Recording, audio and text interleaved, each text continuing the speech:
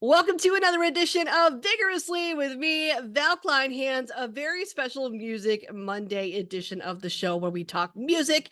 Alexis Jade of Alexis Jade and the Gemstones is in the building. Alexis, I am thrilled to have you here. Thank you for being here. Thank you so much for having me. I've been super looking forward to this. Super excited to be here.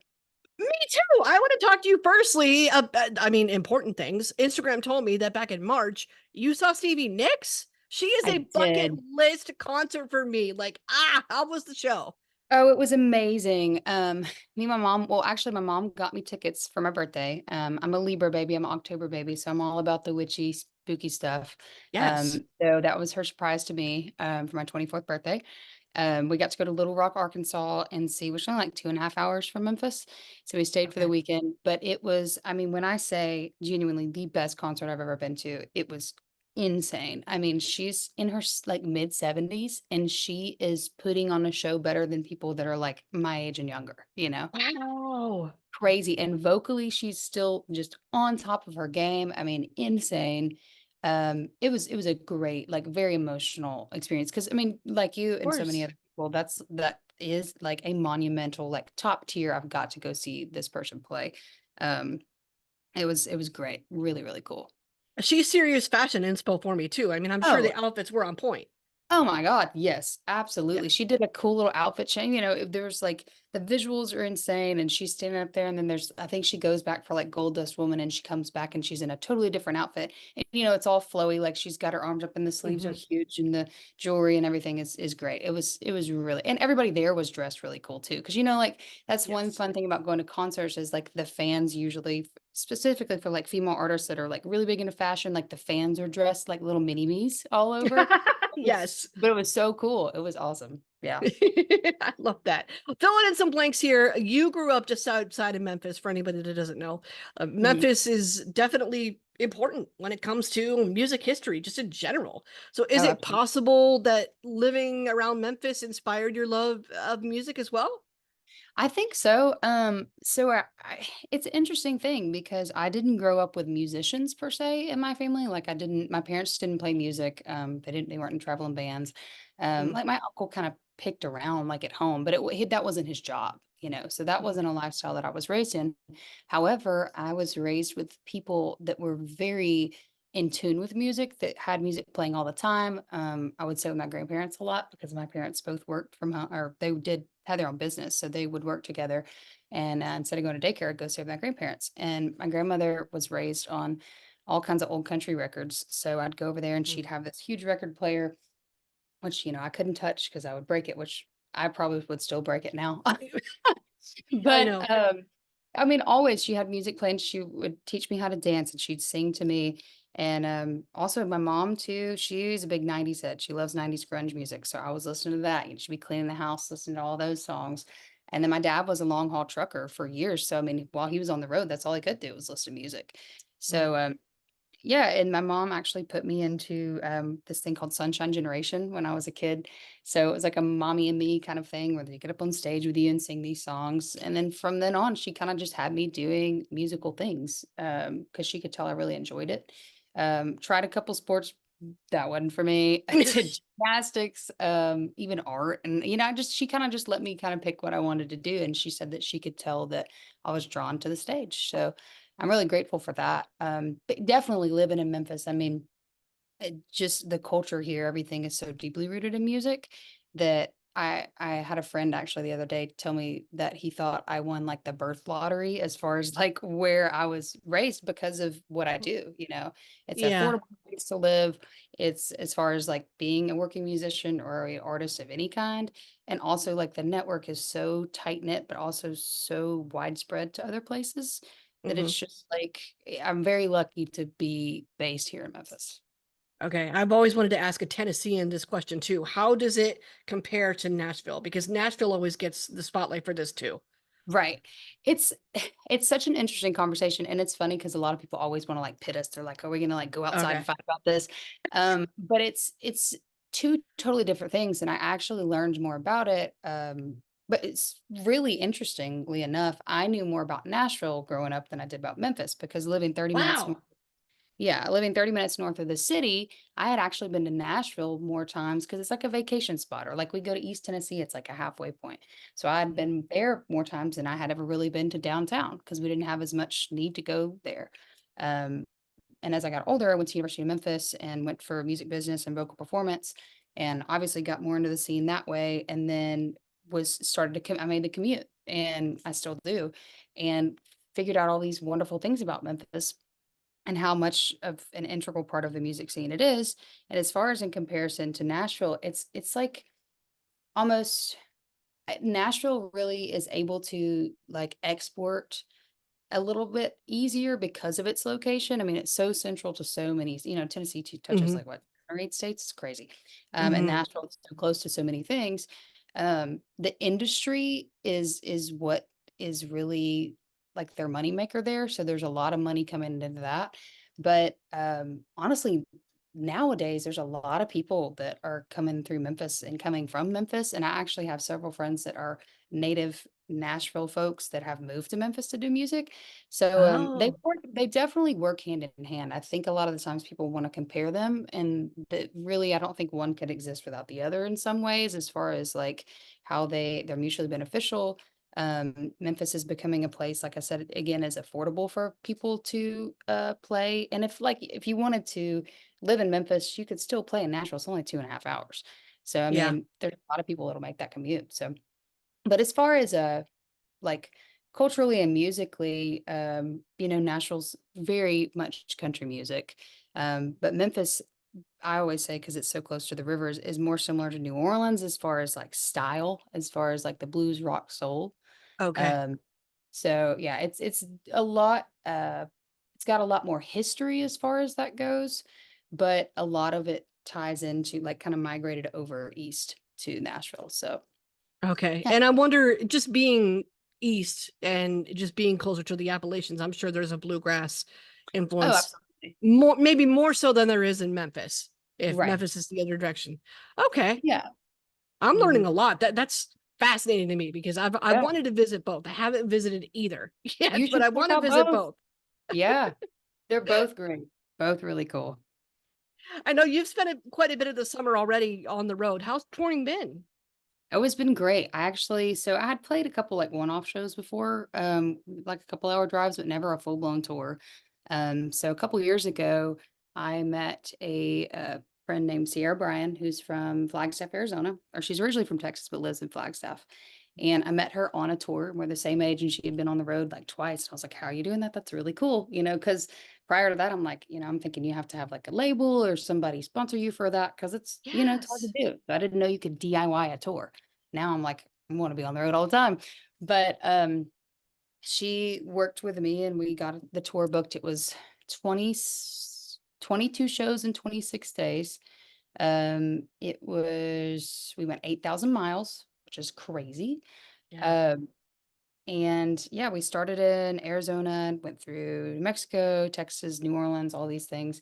Um, it was a really cool experience. I kept telling people at the time it was almost just like a girls' trip with a little bit of work in between because yeah, it was both of us. I mean, we're playing music, which is fun. I mean, it is hard work at sometimes, but it's like if you have it all figured out on the front end, especially for like a tour thing, the worst part is like the driving. So you're just getting to go to these bars and hang out with people and play music and get paid, and you got an off day, you can go to the beach. I mean, we're hanging out in New Orleans, stayed up all night. I've never been before, so we get there, and that was the first mistake. Is if you're only gonna be there for a day and you don't want to stay up all night, don't say you've never been because they want to Yeah. take you on a grand tour. So, but Oh yeah, my it God. was a really cool experience. It was very a big learning experience for me, learning curve in some aspects because I had never been that far from home. I was like over 1,000 miles from home for over a month. My poor Okay. dog, missed him dearly. My mom was Oh, taking his name was Cowboy. So she would send me pictures, and I think he forgot who I was by the time I got back. But no, he's rude. right. But yeah, it was great. And then it was funny because you asked about CB Next, so that was right before I left to go on tour. So earlier this Mm. year, gone to St. Louis for a little while in January, and then I came back and went to Austin, Texas in February, came back to Memphis for a day, then went to Kansas City, and then Little Rock, and then I hit the road for all over. And then I just from then on, I was like, I got the bug. I play music full times, which is a blessing. So I can make my own schedule. So then I was like, you know what? I'll just make enough money to go to the next place. I just got back from New York like less than a week ago. Was in Texas before that. So that's the cool thing about when you can play music. If you want to travel, you can just book a gig while you're there and make the money to at least break even, you know? Okay. Do you think social media makes that maybe a little bit easier? Is it easier to contact venues? Or I'm not a musician, so I'm not quite Yeah. sure what that process even looks like. But is the Right. information easier to access now? I wouldn't know in comparison just because I have only been doing it for about 5 years. So when social media was really prevalent in this business, I would assume so, just because also people are able to post about maybe like an event they have an opening for, and it's like a 24 Mm, hour turn. They're like, hey, if you can get to me in the next 24 hours, we'll have you on this. But also, as far as booking tours go, social media is very, very vital as far as the efficiency now because you can go like let's say I'm trying to book a gig in I don't know, Atlanta, Georgia. mhm. So I want to have like a local opener or local support. So I can just go on Instagram and look up local musicians in the Atlanta, Georgia area, like those tags, and then it brings up this whole list of people. And from that, you can then find a venue. You can be like, "Hey, I'm trying to book a show here. Would you like to do a show?" And if they say yes, you could be like, "Hey, what's some of your favorite venues?" So the network is readily available, which is great. And that's actually how I met several people is because Memphis is a big stop on like a lot of independent and like indie artists routes Mhm. because they're either on the way to Nashville or to St. Louis or anywhere. And that's one thing that I really try to hop on a lot is people coming through from out of town. And then we play a gig together. And then you kind of have that like they can crash on my couch and they're like, hey, if you're ever back here, you can crash on mine. So it's a really, really DIY kind of situation, but it's really cool. But social media, yeah, social media is definitely as far as that is really helpful. I think as far as having to like keep up with the curve and making content is really harmful Mm, sometimes. And I'm sure you understand that as a creative person. Um, it's just difficult. That's the one hump that I think is personally hard for me to get over sometimes. It's like keeping up with the Joneses, and yeah. also just like trying not to get caught up in the like, oh, I'm comparing myself to these people and everything else. But Yeah, yeah, there's a pressure to keep posting something constantly, yes. on somewhat of a consistent basis. And I mean, I find myself just willing to do that and going to the ends of the earth to do that, but Mhm. I never sitting back and going, wait a second, what exactly am what's the meat behind what I'm Yeah. posting? Right. Like Yeah. outfit photos are cute, great. New podcast episode, great. That's fun. But like Mhm. all I'm saying is, hi, I'm here. I'm not there's got to Yeah. be a little bit more to it than that, a little bit more strategy, for lack of a better Yes. term, than that. Something to maintain interest. And I'm like, I'm reassessing that now, to be completely transparent with you. I'm like, damn, I got to show people maybe who I am. I mean, the outfits are great and they're nice and they're pretty and they're fun, but like maybe this is how I grow the Right. following and building relationships within my own industry or anywhere, or the communities that I desire to be a part of. I mean, you talked about the musician's version of doing that, crashing on each other's couches, shutting each other out when you're at shows, load in, Mhm. load out, all that kind of thing. I'm still learning what the podcasters or creative version of that is, because, Mhm. and I think it's just me as a person, I feel super slimy, super fucking slimy about like, I'm going to directly contact this person because I have an intention. Yeah. It's That part of me, I can't get out of my own head sometimes with that, which does hold me back, I think. Yeah, I had to, that was a really hard thing for me because even, I mean, anybody that's like a general good person feels bad asking for help or even anything like that. So I totally relate to you on that. And then have the added of like growing up in the South and like you don't invite yourself to somebody's house. And if you call, you better be respectful when you ask to speak to them. And like these just things that are like still instilled. And then I Okay. get to this point where I'm like, okay, you have to do this. And Sierra, who I went on tour with, she was like, you have to like break that down because you have to think of it as like a think you're in a cubicle in a corporate business world, like you're calling a client or potential, like you have to, just because you're sitting in a coffee shop with your headphones in and working instead of sitting at a cubicle and contacting people on an email list, like it's the same thing, but it's so, there's no structure to it, like you said, and there's no rubric to where it does feel very uncomfortable to have to like cold call somebody and be like, Mhm. hey, I don't have anywhere to sleep. Can I sleep on your couch? And I don't have any money to give you. So it's but if you're dealing with people that also do the same thing, 9 times out of 10, they're going to meet you with the same respect. And like anything else, there's always people that are going to make you feel small or say things because they're insecure. They don't know what, that's just, and it still sucks. But Yeah. I think the biggest advice that was given to me that I kind of pass on is just like you just have to take the chance, because at some point you can almost put it as like your career's on the line. Because if you hold yourself back for the sake of fear, whether it's about the post or about Mhm. reaching out about a couch to stay on or a gig or maybe asking for some information or even directions, just little stuff. It's a really big roadblock. And I really like what you said about posting on social media, specifically Instagram, like the outfit pics, because it's like, for shows, there's this big running joke with all my musician friends is like, if you just post a poster that you've taken so much time and maybe even post, like paid somebody to make it, nobody's Mhm. going to get a shit. Nobody cares. Mm. It has to be a picture of a face. And then you can put that on the next slide. It's like, because I'll post something, like they'll say a show. And like I said, I've sat down on Canva. Canva's my best friend. Okay. Yes, mine too. And the free one. I'm just Yeah. making what I can, and I'm getting better at it. Whatever. I had to take some classes in college and do it. I'm like, I can get by. And I'll sit there for hours and make it. And I'll post that and it gets like 25 likes. You And I'm like, yeah. I know you're seeing it. And then I post a picture of me in a bathing suit at the beach. And it's like, okay. Or just an outfit. I'm like, come on, guys. Come Yeah. on. But it's marketing and management. It's just like everything else is pop culture. It's like, because we're the same way without even thinking about it. Like we see a poster and we're like, or an ad, no. And then we see somebody's really cute pair of boots that they just got. And you're like, okay, and their whole outfit's in it. It's like, that's really Mhm. cool. But it's so funny because it's almost like we've reverted now. Because I think when social media first came out, like I remember being on Instagram and like middle of high school, and everybody was so filtered and so Yeah. edited, and everything was so curated. And like one thing that I go back to all the time was like the Tumblr aesthetics, where it's like the picture, Yes. where it was like a color theme, and if you posted something that didn't fit on your Instagram feed, you were just stupid and you weren't cool. And Yeah. I lived and breathed that. I never could achieve it, but that was one of my goals. I was like, I've got to do this. I've got to be the it girl with posting. So then I just, when I started doing music, I was like, okay, there's a whole kind of like logic to this. I have a kind of a rubric I've built of like, I need to have posts about information and like you said, kind of tell people who I am. And it's like now we're like going totally opposite. It's like be raw and let people know every detail about you on social media because now it's relatable. And it's like there's some kind of middle ground somewhere, Yeah.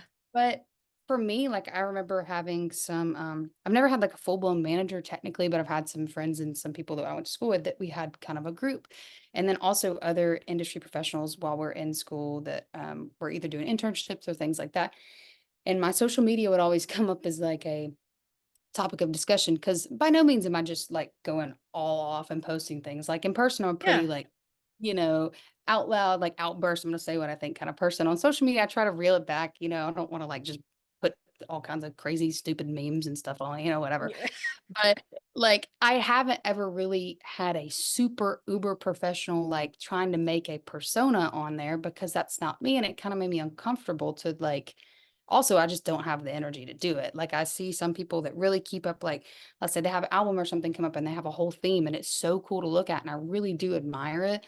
But I'm like, me personally, I'm like I've had conversations and kind of finally had a breakthrough. I was like, my brand is just me posting whatever, like me Mhm. being me.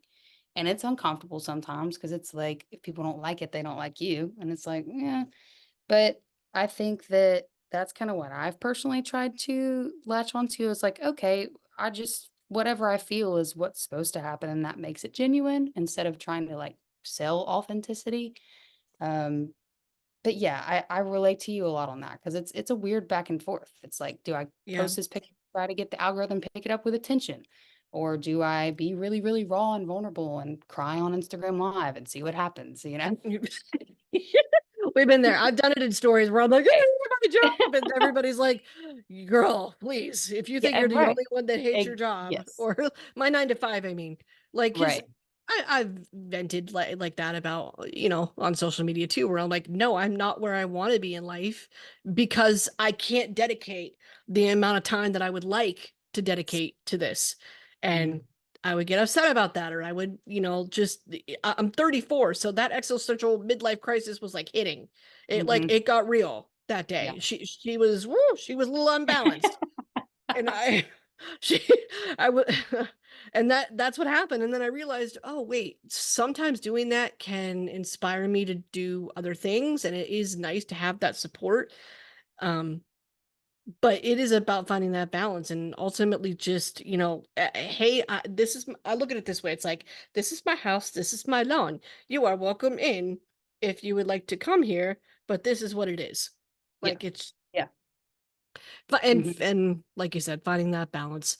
I know you're a multi-instrumentalist too, and I wanted to talk about that. I think it's fair to say though that we know your voice best, but I mean, guitar playing, I know that's definitely present. How much of that was self-taught, or how much of that was lessons? Do you still do any lessons? I know you did when you were younger. mhm. So, yeah, so it's funny, I that's a big compliment for you to call me a multi-instrumentalist. It's funny because I tell people all the time I'm a singer that can play guitar. I'm not a guitarist, that Okay. can yeah, because I just have sang since I was a kid. I never even knew what I was doing really. I was just singing and I was told I was like, "Oh, okay, I guess I'll be in choir." As far as guitar, I did try to take lessons. I tried to take piano and guitar lessons when I was like probably 7 or 8. Excuse Mm. me. And it just didn't stick. I was like, I'm really hard-headed, and I was really hard-headed as a little kid, and I was like, "I know everything, you can't tell me what to do." And also, just the way that I didn't know at that time that I had to, like, physically have the guitar in my hand and kind of just didn't know the way that I was supposed to learn at that point. Like, I hadn't really figured out my learning style, if it was, auditory or visual or anything like that. So I was just struggling a lot, and I would just get Mm. frustrated, so I just wouldn't practice. So put that away for a long time. I started playing music with a good friend of mine, and he played guitar, and we did a couple gigs. And then I realized I was like, I can make if I'm going to do this for money. If I have to play with somebody else, I have to split it. If I'm going to play by myself, I can make the money. So Mm. it's like, okay, well, let me learn how to play guitar. That'll be let's do that. It shouldn't be too hard. I was like, I can, YouTube or whatever. So I went to Guitar Center and I picked out a really nice guitar, paid a pretty penny for it at the time. I had saved up and saved up. But my logic was if I spend a good chunk of money on it, it's not going to end up hanging on the wall and being a decoration. Like I'm going to Okay. sit there and be like, I'm going to have to play it. I'm going to need to make my money back from this guitar because really it's an investment. I mean, if you can get out there and make, money with it, then you're just kind of putting that up front. Yeah. So I got it and I failed to mention this was right during COVID. So this was right at the beginning Oh. of lockdown. So we had started playing those gigs and really started taking off in Memphis and had all these gigs booked and then lockdown happened. And then I was like, okay, well, I need to do something, beneficial and productive. That's when I went to go get the guitar. I was like, we don't know when this is going to be over. So I have plenty of time to sit in my room and teach myself to play. So the main thing that I would do was, I knew theory and chord structures and things from just going through music school. I didn't know the theory of the guitar neck, and I still don't know as much.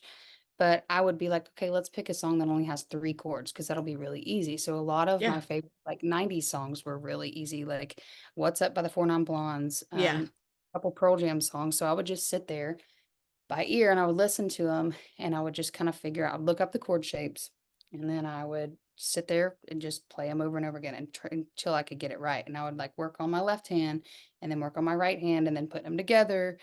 And then I would start to try to sing with it too, which is that was the big hump first. It was like, Hmm. wow. It's like I always tell people it's kind of like driving a manual shift vehicle because you're using every part of your brain and every part at the same time. Or like, patting your tummy and rubbing your head, that kind of thing. Um, but yeah, Can and then you I was drive a stick? I wish that I could say I could, and I can't. I'm gonna be candid with everybody on this podcast that I can't, and I won't lie about it, but I blame my dad for not ever teaching me because he taught my brother, and my brother only ever has manual shift cars, and I'm like, "Nobody has taught me at this point," and I'm one of those people that's afraid to break other people's things. So, like, Yeah. I would love to be the cool cowgirl that can hop in that little car and drive down the road, but I can't, and I'm afraid I'd blow it up. So, if somebody wants to teach me, I'm down. I'm sure I can learn. I will say my brother tried to teach me, but if you know anything about siblings, it's gonna turn into a fight. So, Mm-mm. No. but I say all that to say, maybe if God forbid there's ever another lockdown, I'll learn how to drive a manual. We'll see. That's the But next that's the next yeah, pandemic project. exactly. I guess so. Or I guess I could just do it on a Sunday. But anyway, yeah, I taught myself how to play guitar, and then started writing a couple songs. I had a couple songs I'd written just when I was younger. It was more like prose, I guess, and then I added music to it later. Mhm. But, yeah, I started playing gigs as soon as the restrictions and stuff let up, and did it ever since. So it's been 4 yeah, a little over 4 years ago playing guitar. And ta-da! Talk to me about the formation of the Gemstones too. I mean, you're no stranger to collaborating with women. There's some Yeah. females that are part of this thing. Love your Mhm. stories about Sierra too. I mean, it's obvious that you support women. It's or that's important to you. Tell me about the formation of the band and why that's important to you.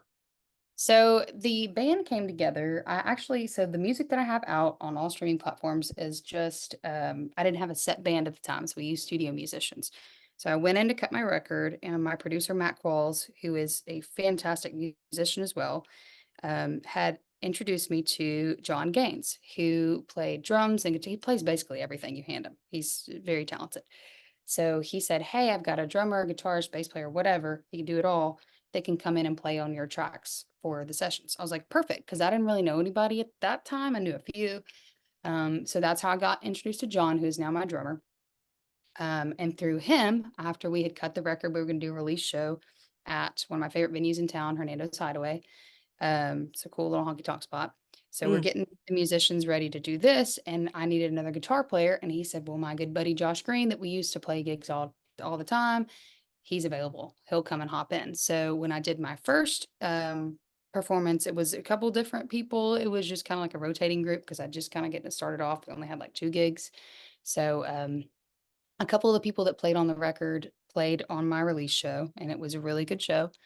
Coming out of that, I was like, I had a couple people reach out for some shows. We did a few with a few people, like I said, that were rotating through, but they all were gigging musicians and play in their own bands or other stuff mhm. too. So later on, I've got Josh and John locked down. So my drummer and one of my guitar players, and I was still in at University of Memphis at the time, and in my music business program, there was girl named Sam, who I had met actually when I was a freshman, and she played bass, and we had Mm, actually collaborated before, and we didn't even really realize till later. So I reached out. I was like, "Hey, I need a bass player. Would you like to play bass in the band?" And she said, "Absolutely." And we had actually worked on at the time. She was, I want to say, either a co-president or head of this record label that we have at Memphis called Blue Tom Records. So huh. I got selected to be on that, and this was all kind of happening at the same time. And I said, "Okay, I've got a 4-piece band," but I was like, "I really kind of like I'll play guitar acoustic, but like I really want to sometimes be able to set it down." So I was like, "I need to find another guitar player." Mm, Well, so Sam knew of a girl named Jill who was absolutely shreds. She comes from like almost like a metal background, but she also does yes. she sings, she's insane.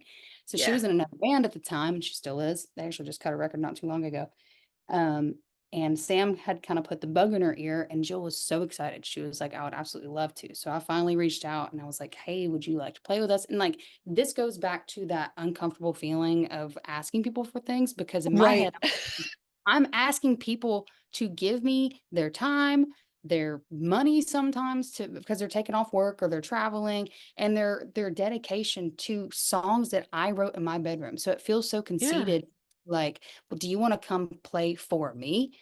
And I'm like, so it kept me a long time, which now I say, we play together. We are a group. So it's like, it's not like me with a backing band. And that was kind of my goal. Cause I was like, that's not what I want to do. No, no hate to anybody that does that. I just personally didn't want to do that. I'm really big on that community and making music as like a group.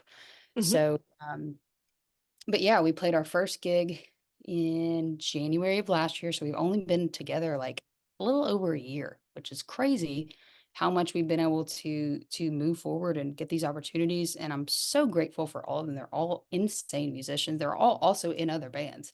So they Wow. like just all the time doing things and still dedicating time to this project, which is really, really cool. Um, but yeah, we're working on getting some stuff recorded soon. We've got some more dates kind of out of town, not like a tour route, but we've got like 6 gigs next week for like all 4th of July things. Everybody's doing fireworks shows. So we're like, yeah. Yeah.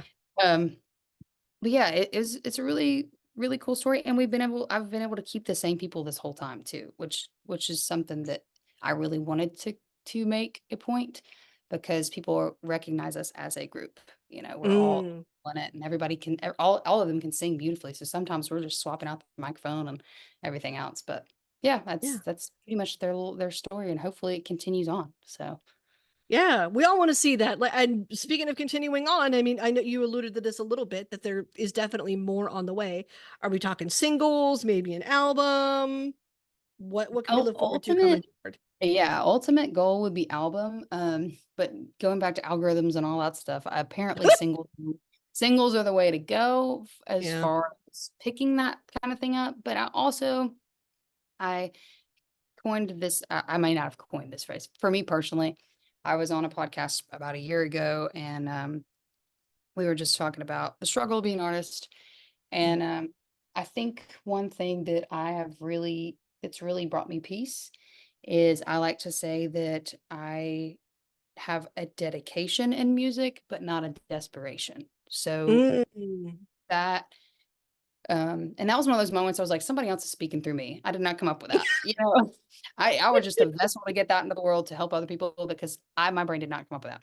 Um, but yeah, I think as far as like content and then releasing music, it's a I can look up, I can go and search like what's the best way to do this or what's the best way to get the algorithm and all these things. And I'm like, I'm just gonna make the music that comes to me, and if I feel like it needs to be released as a single, I'll release it as a single. If I feel like it's more cohesive as like a concept album, which that's kind of the goal because I really enjoy listening to concept albums, Yeah. uh, then I'll let it go that way. I've kinda it's very and it still pops in the back of my head sometimes just like with anybody, like, "You need to be doing it this way," or, "Maybe I should pick to this or stick to this, strategy." But I think the reason we've been successful so far is, like, we play the kind of music we want to and the way we want to, and we play our gigs and book them the way we want to, and, I think it's been really beneficial. So as far as music coming out, it's taken a long time. I guess, like, the first record I put out was 2 years ago.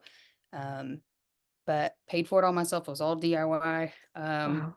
independent, and everything still is now. We don't really have a specific goal of really seeking out anything as far as Mm. teams, managers, label. But if it comes, it comes, and we'll be very grateful for it. But I think we're in this really organic kind of creative state of like we're doing it and it's rocking and we're having fun, Yeah. and hopefully have some really cool music that comes out of it. Let it flow. I'm ready to hear it. And woo, paying for things yourself in this economy. Kudos to you, girl. Woo, Yeah, in this well, that's economy. yeah, yeah, yeah. Well, like I told you, at the time I was still in school at Memphis. I was a double major, and lived 30 minutes away. Still do. So I was commuting, and then I would go to classes, and then I would go. Actually, at the beginning of the semester, I went in and said, "Hey, how can I do as many online classes as possible because I have to go to work? Like I need to work." Mm, mhm. And I was waiting tables at the time and also doing referrals at a doctor's office. So I'd get up and playing gigs. So I'd get up in the morning and I would go to like an 8 a.m. class, and then I would go to the doctor's office to work. And they were so gracious. They let me like put up my computer like this and like do Zoom calls while I'm doing referrals and everything else. And then I would leave there and go wait tables and then leave waiting tables to go play a gig. And the whole time I'm just thinking, I just want to make enough money to where I can get this record out. I want to make enough money where I can buy a new cable or all these things. And I'm also blessed to have parents that are very supportive of this career that I'm choosing, Mhm. and it's just like I don't know, because I know it's a big struggle for people sometimes, even just to hear their parents say, "You need to go get a real job," or "You need to do something practical." So I'm having people cheer me on the whole time, which is a good motivator. But Yeah, I was raised by two parents that, like I said, both started their own business, and I was blessed to be able to experience that and see them build up something and just have that, like, for lack of a better term, grind set, I guess. Mhm, mhm. Like, if you wanted something, you had to go and do it, you know? Period. No one's gonna do it for you. Right, and it's hard. It sucks. It sucks. Yeah.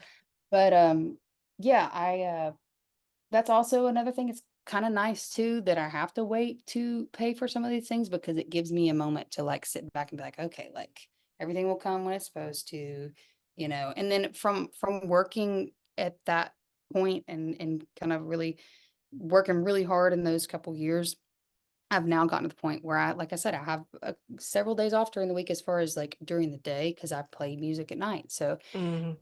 I feel like it's like most people's stories, like, you always hear, like, there's this really shitty, like, first couple years, maybe even Yep. 10 where it's just like, nose to the grindstone, I'm living off ramen and Adderall, like, I don't know what's going on, and then you get to the point, and it's just like you get to the top of the mountain, you're like, "Oh my god, like, this is what all of this has been for." So, I don't know, it's kind of an honor to have to go through those, like, really, really hard times, I think, if you can get through them because it makes everything else worth it, you Yeah. know? It's important. It's important to take it all in and enjoy the ride while we got it. Yes. Because it Yes. is short. It is short. It We don't is. know. It We is. don't, tomorrow is not promised. I Right? believe that. I believe that too. Alexis, you've been a wonderful joy to talk to. I can't wait to see what's next. Thank you so much for being here. Thank you so much.